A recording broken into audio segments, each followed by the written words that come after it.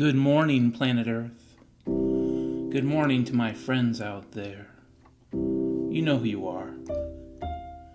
You're traveling in your space car. You're going to the Home Depot or to the farmer's market.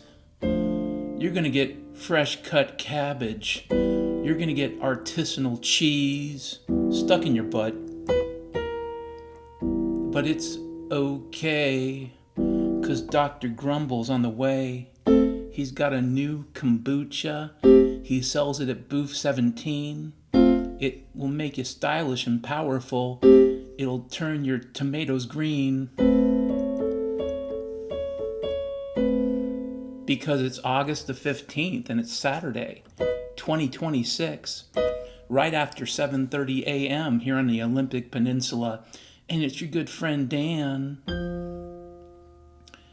Here's a quote from Dr. Freckles.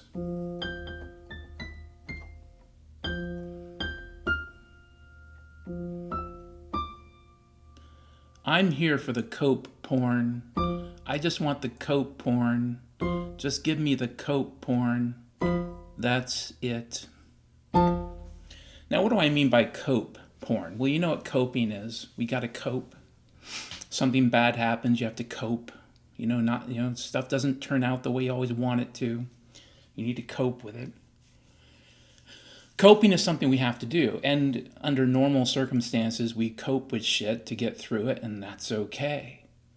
But cope porn is the type of propaganda that our system produces that allows you to believe that everyday, ordinary solutions are still going to work. And they will. Within Bo Blimp Doc, they're supposed to. That's part of the lie. But Bo Blimp Doc was only ever going to last a while, and I think it's nearly over, folks. With Grinkin time, you can cope all you want to. It doesn't mean you're not going to die. Doesn't mean you're not going to get destroyed. Cope porn goes like this. Well, you just have to start buying your food local. That would have worked about 50, 70 years ago. That would have. And you can still do it today. But there's coming a day where that isn't going to really help you. Now, right now, it's good to feel like it's going to help you. That's cope porn. Cope porn is people saying, well, the system's falling apart, ergo, pay off your credit cards. If you owe a shit ton of money on your credit cards at this point, you should stop paying. I'm serious. Just stop paying them. Don't get any more credit. Stop paying them. That's what I would recommend. If you want to cope and keep paying them, you can. It feels like at the end of that journey, everything's going to be like 2019 again, but it's never, ever going to be. And if you're asking yourself, well, won't that cause the system to fail? You're not the problem, shithead. They've already failed. They've failed multiple times. They've piled up debt to the moon, and they are never going to pay it back. So why do you stress out about it? Cope porn is believing that these little changes on your scale will somehow impact the rotation of the Earth or whether or not certain cosmic events occur. And the answer is they won't. It's a religious ritual. It's cope. Here's another quote from Dr. Freckles. The edgelords thrive in an age of lies. We'll leave it right there. Here is another quote from Dr. Freckles. Maybe we should spend a second on. Israel needs time. Iran is giving it to them. Well, let's think on that one for a second, Dr. Freckles. I have marveled at the fact that it doesn't look like Israel has targeted Tel Aviv or Haifa or any major targets inside of Israel since the second week of April at least. And it's been a second since April, like April, May, June, July. It's going to be September soon. So at some point when you get 6 months in and you haven't launched a missile at Tel Aviv, people start asking questions. The people in the resistance in Lebanon, they're dying. The people in West Bank, they're dying. They're getting their water cut off. They're dying of thirst. The people in Gaza continue to fight and die. So that battle continues. The question is, why hasn't Iran launched one fucking missile at Tel Aviv since essentially the first week of April? No one can come up with a good reason, but I can tell you this. Israel needs time. And whatever the reason is, it seems like an implausibly stupid fucking reason. Iran is giving them time. That is about the dumbest move you could make with the state of Israel. They're grifters, they're scumbags. If they can figure out a way to con their way out of this, they will. And if the comeback is, well, Dan, they have nuclear weapons, of course they do. You don't think Iran knew this several months ago? So once again, I ask, why is Iran giving Israel time to rest, rearm, recoup? Why? And one of the comebacks is, well, Dan, because the U.S. No, Iran doesn't care about the U.S. We're not friends with them. We're dropping bombs on them. Shut the fuck up. Of course the U.S. is going to try to use Israel as a beachhead. That's just more of a reason for Iran to launch missiles at Israel. It's not less of a reason, it's more of a reason. Anyways, I can't make heads or tails of it, and I keep getting these really, really stupid fucking excuses. So if you want to send me an email, tell me, Dan, tell me why Iran is giving Israel time. Tell me. Give me a really good fucking reason. Why in warfare, one of the most critical things you have other than space, time, why in combat and strategy, modern theory, why the fuck is Iran giving Israel time? Here's another quote from Dr. Freckles. Your sins won't wash away in the flood. They won't. Even as everything else does. Your grandma's wardrobe, your collection of rare books, your baseball cards, the Volkswagen, the one you said you would fix up, the one on concrete blocks, these all get washed away by the flood. But your sins don't. Now, can the Lord in heaven wash away your sins? Of course the Lord can. I'm not talking about the Lord right now. I'm talking about the fact that when that flood comes and washes all your shit away, do you think you're going to be brand new? If you're a craphead today, do you think after day 0 you're going to be awesome? If you're fat today, do you think after day 0 you'll be skinny? Well, maybe you will. You will be, maybe, yeah. Or dead, right? Because there isn't going to be a lot of food. But once again, if you're a piece of shit today, do you think really the disaster that's heading for you is going to clean you somehow in a great wall of fire and make you a better person? You need to think on that. Next topic. Here's an article from ComoNews.com, and it's coming from the National News Desk. Headline, Trump says he'll declare the Strait of Hormuz a U.S. territory when the Iran war ends. Didn't he say it's not a war the other day? Or it is a war? Or we won the war? Or the war has ended? Let's move on. This is written by Jessica A. Botelho, and it was published on August the 15th, which is today. President Donald Trump said he wants to declare the Strait of Hormuz a U.S. territory when the war with Iran ends, which again, I have to say, I thought it already ended. And I quote, after we finish defeating Iran, which I know I said 50 times already, we already did it, which is being very badly defeated, pretty soon I'll be declaring the Hormuz Strait a territory of the United States. We have a blockade. No ships get through unless we want them to. I mean, I don't know about the Caspian, but whatever. Trump's comments come as the U.S. remains engaged in its conflict with Iran and as control and access to the Strait of Hormuz have emerged as central issues in negotiations. Iran has sought concessions related to the waterway as part of a broader This is a lot of coat porn. I'm going to stop here. Yeah, I don't know why Iran is doing what it's doing. I can understand the state of Israel and the United States and the way it behaves, but the Iranian decision to stop pushing Israel to the brink and to give them time seems catastrophically stupid to me, but let's move on. This next article comes from Reuters.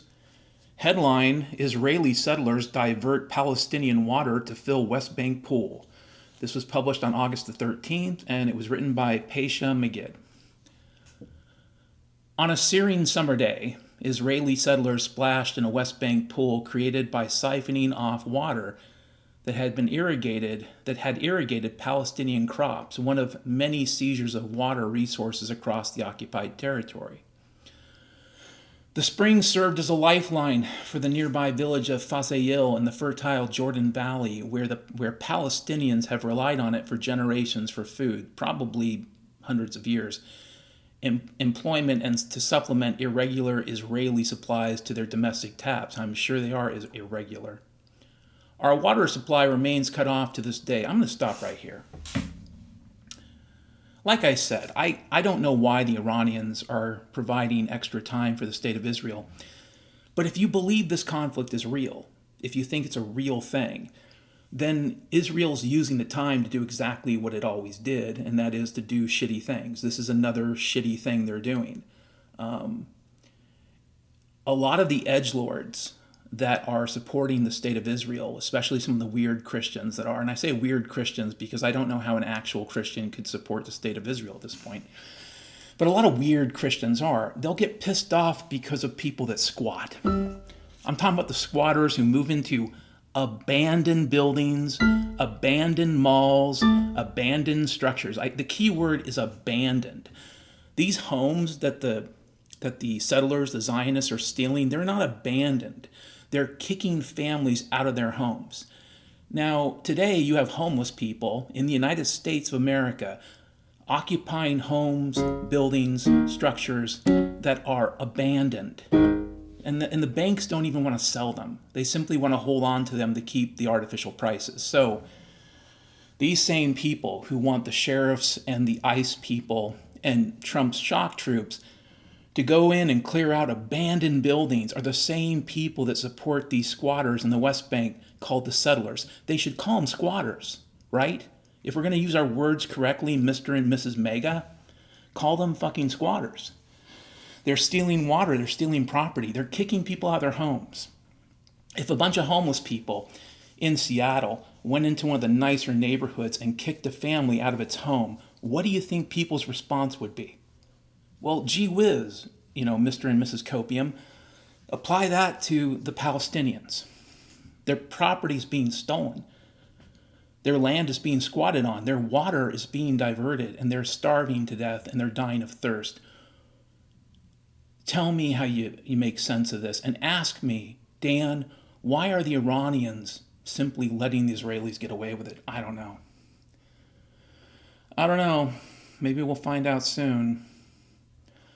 So I was watching a news report from the flooding in Indiana the other day, and a character by the name of Charlie, a local, popped up in the report, and he said something towards the end of the report about the flooding that destroyed his home. And to give you context, the local reporter was talking about the flooding that had wiped him out, essentially. A home he'd been working on, a home he'd restored, a home he'd painted, pretty much wiped out. And here's the quote from Charlie. You can rely on yourself or God. I know that's not very profound, but what is absent from that quote, and the reason why I love it, is copium. There's not a lot of copium porn in that statement. He's not coming up with, well, maybe if I pay off my credit cards, maybe if I build up a good credit score, maybe if I do more work at the factory, cleaning out the Schubert tubes. He's not trying to convince himself that some sort of change like that is going to impact the course of the river. He's accepted you can rely on yourself or God. And if you don't believe in God, you can rely on yourself. If you think this is a nation of strong communities, you're confused. I don't care if you live in rural Ohio or someplace in Oregon or someplace in the Southwest, although if you live in the Southwest at this point, I want to know how fucking stupid you are. It doesn't matter where you live. And even if you hang out with your buddies on Friday night, you don't know. You don't fucking know these people. You think you do, but you don't. The fact that you believe you know these people is part of the copium. Get over it. If you don't believe in God, you can rely on yourself. Next topic.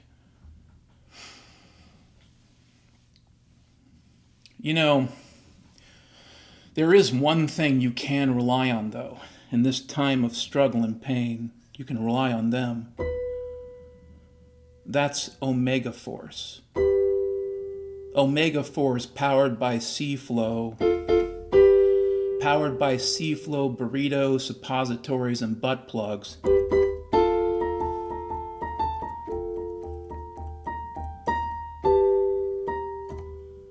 That's right. Omega Force is there for you. Omega Force is beckoning. A landmine going off. Shake off the dirt. Mortgage your fucking soul. Smoke that last bowl. Because Omega Force. It's arrived, baby. It's here. Grab a beer. Shed a tear. Don't be snide. Don't chide the whale wrestlers. If you're reading this beyond the track in the waste zone near the dying seas, you are also part of Omega Force.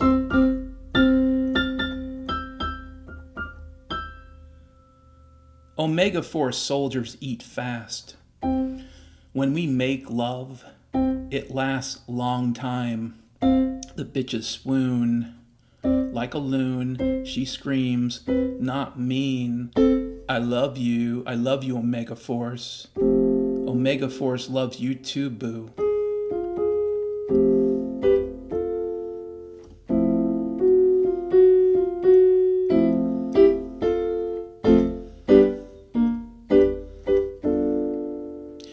Currently, the Strait of Hormuz is controlled by Omega Force flash troopers. We sent them there by space plane. Totally insane. Armed with knives and hatchets and rusty chains. Their triumph is a moral victory.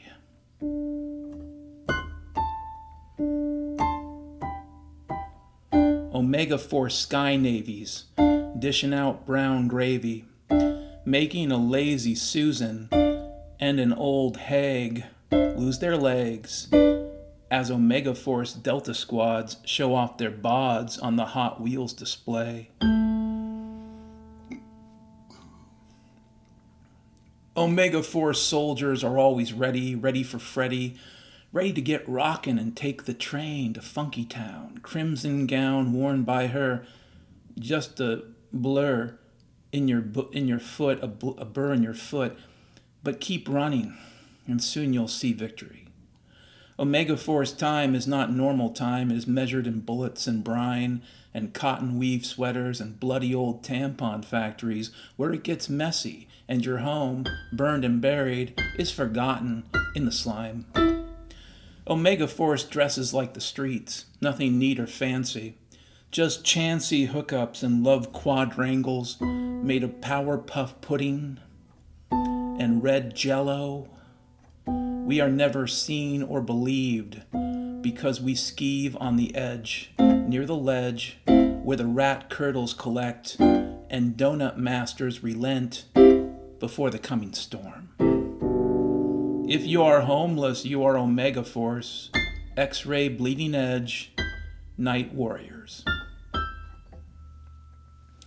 Omega Force is planting crops. Soy and corn, porn drops and cum apples, peach butt fuzz tangerine plaza, with cupped inserts and plastic end caps. We plant in cukes, we plant in tomatoes, potatoes and gravy, Old Navy piss beans, sights unseen by cantaloupe sailors and salad foragers, and turd gherkins. Omega Force soup is spicy and exciting, containing mint worms and lice bandit sausage, the kind of glue goo, better than stew, made for hard fighting and lightning fists and last wishes before the flood. Omega Force patrols are in your town right now, ready to pounce for the last ounce of rainy night flights and grease raids and stripper banshees, separate from the beast, unleashed and fresh. Omega Force kings are hard-charging stallions, carrying glass spikes and naval cannon moss. No special colors, just regal and proud, and they're ready as the sun goes down to put on that crown and beat that meat raw. Omega Force burritos are made of bat rub bacon and chigger cheese. They please your belly like a jelly turnip dancer, and the answer is power pour and sweet gravy and old tired murder. Omega Force never sleeps. We're up all night. What a sight to see for you and me, those warrior cats roaming, foaming, unstoppable and angry as fuck, never taking a rest, only the best, put to the test. Omega Force success. Omega Force raining from above, the airborne dagger hawks, stocked up on hooker wine, and the race is waning, and there's no feigning disbelief, because it's a relief when the ceiling fails and we go off the rails and drain the wound, hear the sound hit the ground like it's training.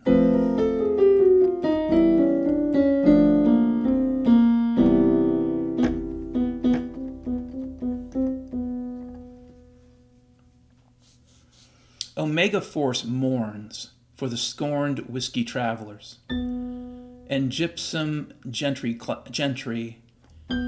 teaching wasp class, catching sea bass as the wind sweeps the plains, and their gains are a forlorn hope, a big cope, because the enemy's near.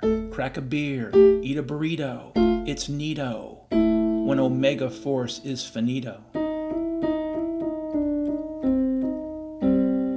Several of my Omega Force comrades live near you, on the streets, hiding out in plain sight. They watch your house at night.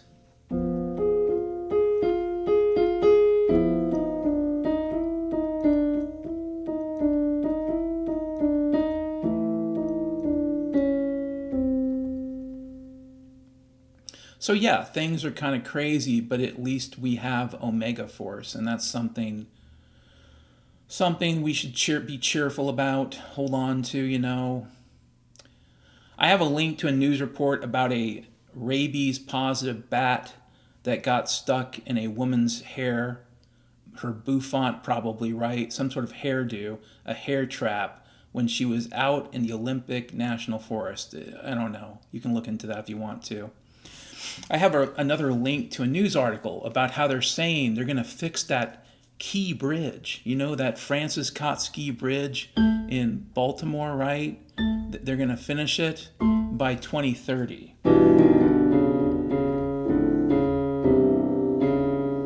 By 2030. I hate to be a jerk here, but you remember a few years ago when I said they're never going to rebuild that bridge? They're never going to rebuild that bridge. You can hold me to it. This article comes from The Guardian. Headline: USS Abraham Lincoln sailors tried to jump overboard amid extended deployment reports. Yeah. Military families and Congress members are sounding the alarm, blah, blah, blah, about 5,000 sailors, blah, blah, blah. Two leading specialist military papers, the Navy Times and Stars and Stripes, blah, blah, says there's poor conditions, blah, blah. Worried families were very anxious. Families are very worried. A woman at the meeting told Cow, broken trust, Hung Cow, acting Navy Secretary Hung Cow. I'm sorry, folks. Acting Navy Secretary Hung Cow. I remember that name. Wasn't that somebody who came off of what? The Mayflower? Weren't they at the original settlements? Hung Cow? Yeah, okay. Anyways, folks, the story that resurfaces related to the Iran conflict is the one of logistics and supply. And it's not a new story. It came up a few months ago. I say a few months ago, I should laugh because this war seems so stupid. But a few months ago, when the war started, right about the time Iran stopped launching missiles at Israel, there were these stories about, not enough food or really crappy food on the USS this and the USS that, the Tripoli, the Abraham Lincoln, whatever. These stories could be true. If they are true, it just shows you how sideways and broken things are. Back in 2022, I told you that if the Ukraine war lasts longer than 90 days, something else is going on. Here's one of the reasons why the Ukraine war and the Iran conflict make a lot of fucking sense to the elite. If you're afraid your own militaries, and I just don't mean the US military, I mean the militaries around the world, whatever's left in the UK, whatever the Europeans have, the Russians, Chinese, et al. If you're a government on planet Earth today and you're worried about your military going into a state of mutiny, what you don't want them to have is a lot of small arms to use, a lot of shoulder-fired rockets and missiles, especially stuff like Stingers. You don't want them to have Stingers. You don't want them to have 155. You don't want them to have diesel fuel to put into the National Guard tanks. You really don't. Oh, Dan, it's JP8, or I know, it's not technically diesel fuel. You can go fuck yourself. The point is, if you're worried about your own army shooting politicians, what you want to do immediately is use up the weapons they would use. And that's not just bullets, folks. That's food, too. That's MREs. That's any type of food that you can use to support a troop, a force in combat. I don't care where you are. Food. Armies run on food. They do, believe it or not. Armies, navies, air forces, even the Coast Guard needs a good meal. So you can read into this what you want to. Oh, I have a link to an article about jailers, guards making fun of somebody, an old smelly man whose leg was rotting. But these types of stories aren't really new. Police abusing ordinary people has been around since police for hundreds of years, at least a couple hundred years since the modern police movement came into existence. So this idea that somehow it's new that police and jailers would torture people is ridiculous. And given that our favorite country sends security analysts and teachers and instructors, the state of Israel, to teach many of our law enforcement, is it surprising that our law enforcement treats ordinary Americans like Palestinians? Is that surprising? The answer is no. Get over it. Next topic, the earthquake in Colombia. That I can't tell you much about. It looked terrible on the videos, folks. Like, if you're looking to be scared by some bullshit you see on the internet, those buildings shaking about look scary.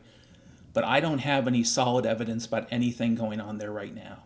If you want to think this is about an earthquake weapon or something else, you can. I don't know. I don't care. Next topic. Headline, final cat rescued from abandoned Tacoma boat, bringing total to 60. Well, this article came out on August the 11th. I believe the total is 80 now. And I think they found the hole. I think that's what they're trying to cover up here. I think they're going to have to sink the boat, and even if they sink it, it's still going to be a problem for years to come, but not for the crabbing, if you know what I mean. They'll sink the boat, but still magically the little cats will appear because this is the boat, the other side of Schrodinger's experiment. Schrodinger did his experiment, and the other side was a sailboat in the 21st century. He didn't know it. He couldn't know it. He was Danish. He had herpes.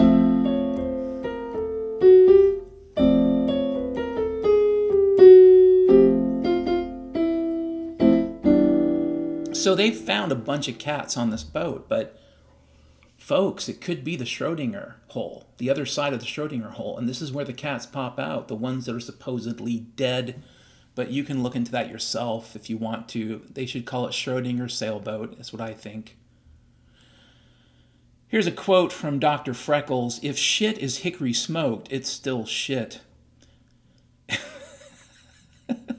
There's been this trend in food processing the last decade of creating all these interesting flavors. And from the perspective of all the people that really love pop culture and the copium, it's like, oh, isn't it exciting? They got a new potato chip flavor. But the thing is, What if a lot of this work of the last decade of creating new flavors is a lot like the work of the Middle Ages in trying to find that spice route, aka there's no refrigeration, aka you need to cover up the stink?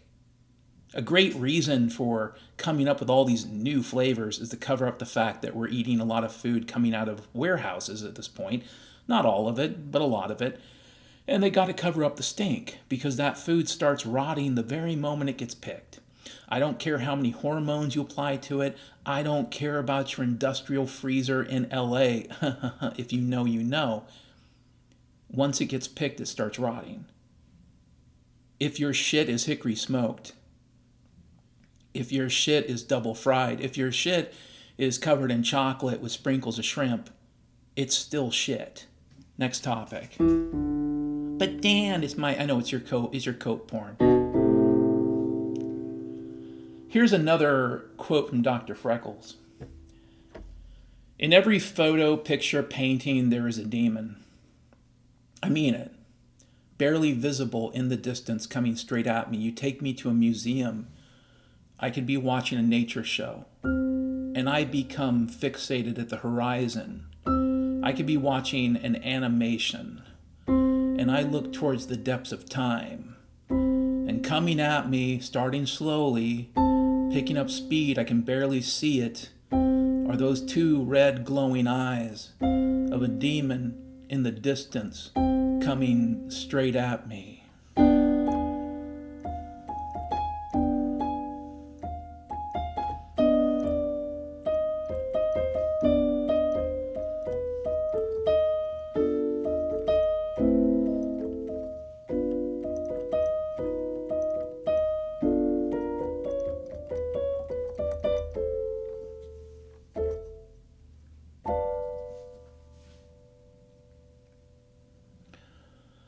A lot of people have reported to me that they felt like they've had brain fog, or they've been really tired or unable to think clearly. Back in 2020, when I started talking about the monkey herpes, what you guys call the COVID, and the George Floyd bimbo eruption, which I got to see firsthand, not from the location in Minnesota, but from Seattle, the location of Chapchaw's Chopia. Back then, if you listen to my podcast, I told you if they keep doing this type of military psychological warfare, people are going to lose it. Eventually, they're going to suffer from adrenal fatigue. They're going to drop dead. They'll go crazy. And I think that that's been happening, but I've been surprised a little bit by the resilience of people. Maybe it's that World War II, Battle of Britain, the Germans are dropping bombs on us effect, who knows? But it's not necessarily a good sign. Like, the thing is, when you keep people controlled like this for a long period of time, when it gets out of control, it just doesn't gradually shift, it swings. And so maybe the PSYOP stuff they're doing makes sense short term. Long term, the only outcome is a plague of madness. Right now, you might be feeling like you have brain fog. A lot of people think they have memory loss. And the only suggestion I can make is that you need to unplug. And if that includes not listening to my podcast, guess what? Most people don't. But whatever podcast you listen to, whatever news you consume, if it's not relevant to you making a decision about where you're going to buy your ground beef or your diesel fuel or your gasoline, or how you're going to get through the day paying water bills in the Southwest, or any number of other topics that are real topics, if it's not related to how you're going to survive, you should disconnect from it. I'm not saying ignore reality, but the fact is what you're getting right now from the mainstream media, and guess what? The alternative media, all of it is garbage. Total fucking garbage. There might be a little bit of truth there, but is it really stressing you? Is it really worth it? Stressing yourself out and suffering some memory loss just so that you can experience a little bit of the fucking news. It's not. But Dan, I gotta stay connected to the... I know, you gotta stay connected to the news.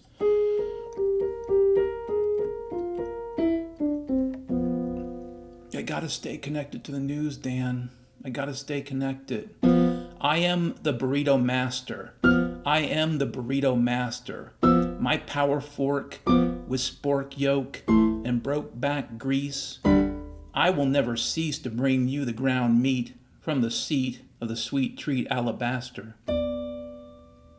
I make these slime tubes for less than $2.99, and it's fine because my girl, my woman spirit, grabbed the onion god, and her bod was hot style, picante type ever after.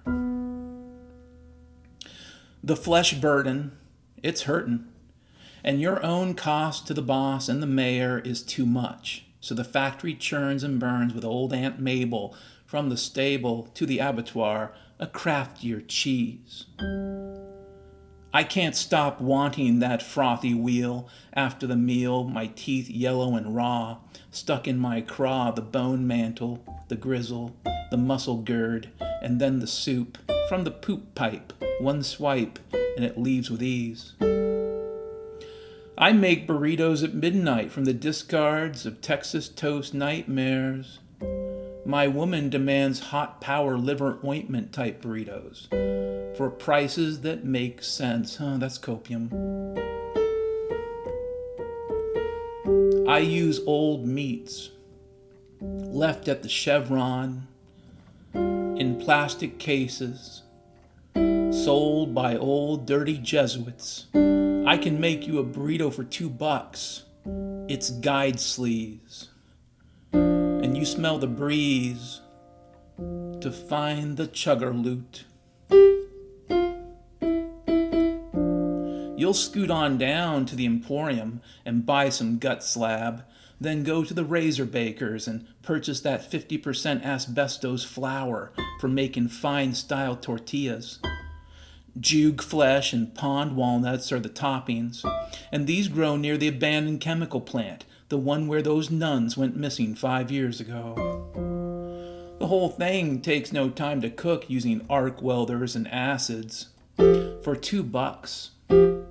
When we were young hunters chasing the milk sow and the journey ass of Scompton, our burrito mastery transcended the fecal pleasures of Lord Castro and the other incidental subway turds that girded their loins for tender metal flesh. We'd add avocado, but it was jungle paste and paint flakes. We'd add lettuce, but the lettuce was strumpet skin and hairless dog lice. We'd ask for ice in our soda, but our sodas were imaginary and our water was brown and real.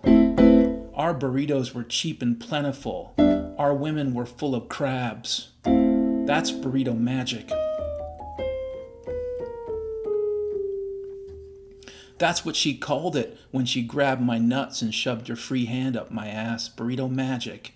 In a plastic clutch, we'd hutch over and share the mule offerings of mortality as the anus bled and my balls turned blue. After many minutes of pain, I'd shake it off and leave her happy valley replete with cave gifts and gumbo grease and milk duds. Many of the septic tank babies came by this way, filled with hopeful din and then dumped on the sidewalk for the creepers to feed on. And all of this was for burritos.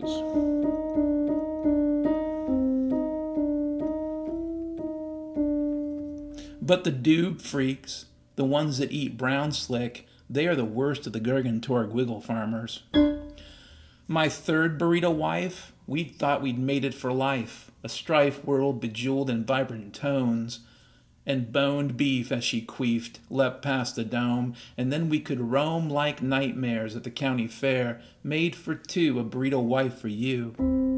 For the heat, we'd eat burritos made of saffron and bear steak. We spend the mornings hunting boar salamander in the curry swamps as Pajit finishes his shift at the country inn.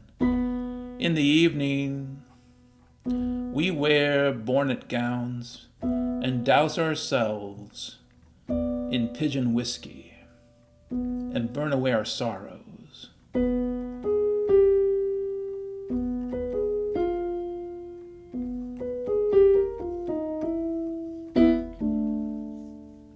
My last burrito was storm ice and glazed hornet wings, We ate these damn things under a blazing orange and smoky sky as the mine tigers told riddles and the fiddler calmed the crowds.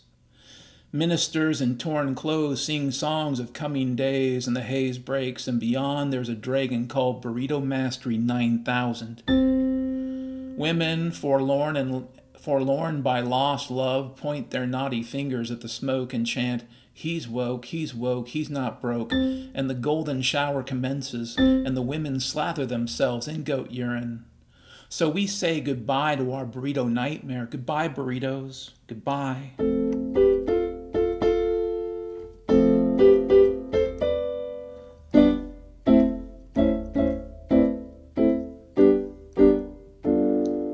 Goodbye, burritos.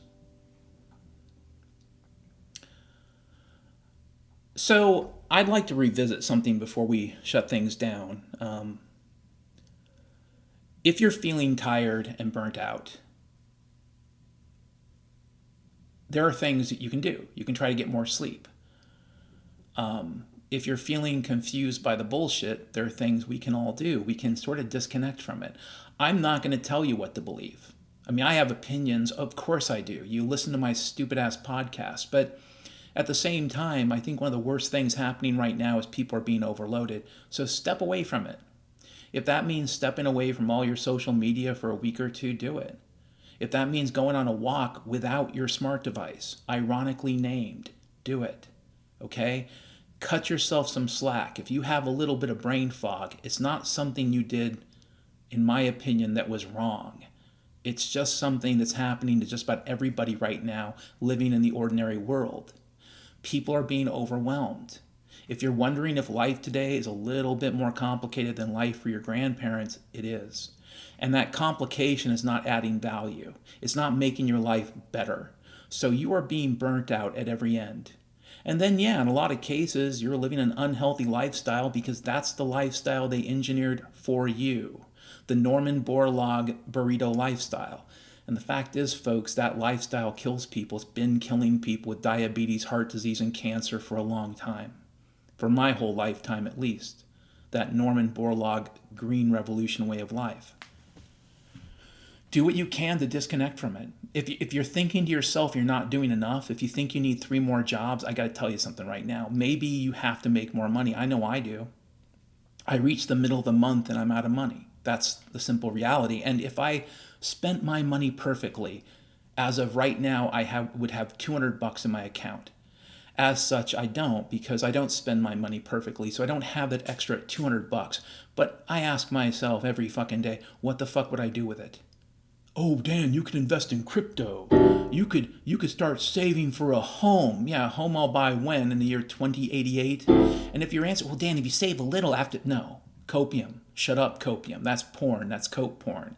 If you're going to tell me that you're saving up for after the collapse, brothers and sisters, this isn't going to be another Great Depression. Arguably, we've been in a global depression since 2009. What's coming is not more depression. It's economic collapse, and that's if you're lucky. And the places you live are going to be horrible as a function of how many people live per square mile. So if you live in a city, things are going to be really fucking bad. If you live in the country, it's still going to be bad. It just won't be as bad because there's fewer people. Okay? So that's it. There's no magical solution to this except do the best you can right now and try to ignore all the crap and disconnect. But beyond that, I don't know what to tell you, folks. Everybody I know is getting by, barely. And we're not even there yet. Okay? If you look around at the prices, Dan, ground beef, gasoline, diesel fuel, rent, housing, newsflash, it's all still really cheap. Everything right now is still cheap. Everything right now is still on sale, whether you like it or not. All of it's on sale. And that won't make any sense right now. It will make sense in the coming months. Everything you see at the store, everything is on sale. I'm not saying you should buy it all. I'm saying it's on sale. And it's going to be on sale every fucking day because the next day, the next week, the next month, as time wears on, it won't be linear. Guess what? Life rarely is. It's going to get more expensive. And then it'll get so expensive you just won't buy it. whatever it is. I know what it is for me. I haven't been able to afford buying ground beef in about 45 days, because I simply don't have the extra money. So I do the best I can to get by. Eat more eggs, eat more chicken, right? Eat more potatoes. And at some point in time, you do what you can to just get by. But it's not easy, and it does burn you out. I don't have any slick advice. I can't tell you a magical thing to do. There isn't one. Just do the best you can. Before I close out, I still have a PayPal link. I resurrected one. I brought one into existence. If you want to donate to the stupid fucking podcast, you can. There's a link in the notes. Could I use your money? Sure I could. Chances are you could use your money too. So if you don't have any money, don't send it to me. Have a great Saturday. It's August the 15th. It's right around 8:17, if you can believe it, 8:17 a.m. in the year 2026. And I will see you guys later.